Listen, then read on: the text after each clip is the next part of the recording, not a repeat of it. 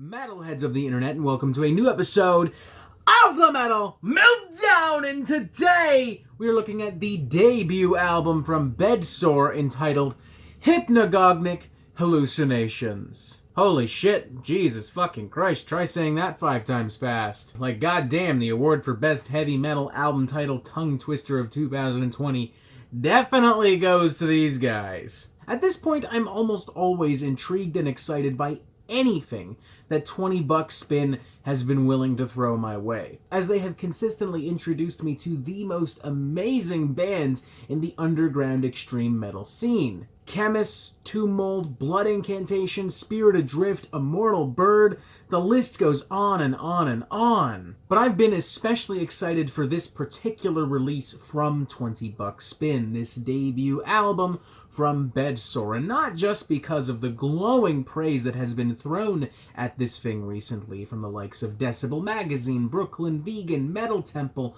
Grizzly Butts, The Metal Triss, and many more. More so because of the band's incredible ability to balance all of these delicate and powerful extreme metal spices, while maintaining a strong emphasis on cinematic and progressive songwriting and a surprisingly gritty, down-to-earth sound mix and aesthetic. Now, one could argue that some of the sonic fusions and perhaps some of the aesthetic decisions made here aren't too dissimilar from those made by the aforementioned 20 Buck Spin bands like Blood Incantation or Immortal Bird, but make no mistake, because much like how Immortal Bird doesn't sound anything like Blood Incantation, Bedsore ultimately don't sound anything like Immortal Bird or Blood Incantation or any other death metal band I've encountered as of late. They have their own aura, their own presentation, their own approach, and as such, I think they have made what could possibly be one of the more unique underground death metal records of 2020. For me, it starts with the band's sonic fusion and how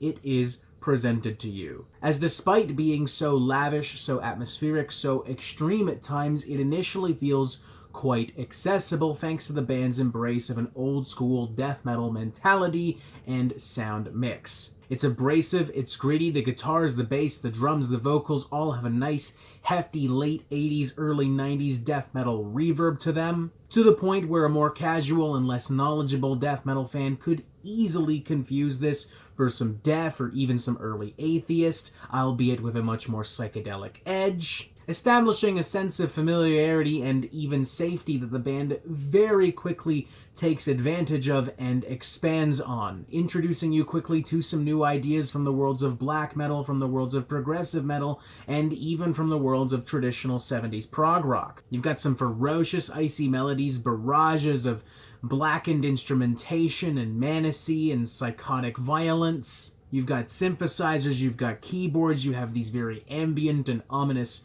soundscapes, influences from Amorphous, Opeth, Enslaved, Goblin. On a similar note, I would not be shocked at all if you told me that these guys were all huge fans of Aranci Pazuzu. Take, for instance, the track Death Gazer, which pairs some very aggressive techniques from the worlds of old-school death and black metal. A lot of manic vocals, a lot of fast percussion and guitar playing. I particularly like how in its final moments, the rhythm guitars settle into some very ominous sections, and the lead guitars explode and swell and expand almost as if they are literally screaming out for help.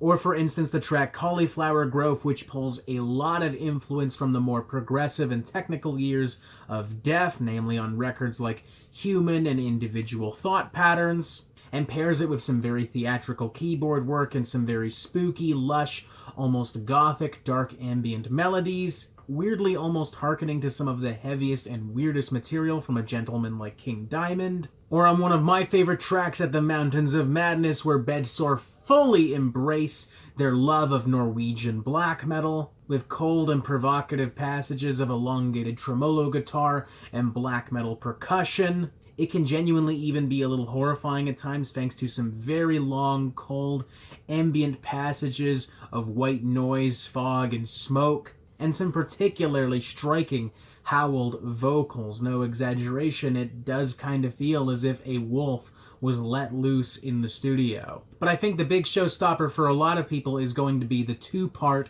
opening track, The Gate disclosure followed by the gate closure. Inarguably the most musically flexible and diverse moment on the record. There really are very few subgenres of heavy metal that the band does not tap on at some point during this two-part number. Disclosure, for instance, is perhaps the most blatant example of the band's absolute love for Italian horror prog icons, Goblin. It's a very foreboding and unpredictable number that in its final moments could very well pass as part of the score for a horror film. A feeling that Closure takes to its advantage by almost acting like some kind of jump scare, diving headfirst into some very ferocious and primitive underground black and death metal. Along the way, I'd argue tapping into a very dark and savage thrash metal energy, perhaps even on par with late 80s Megadeth, particularly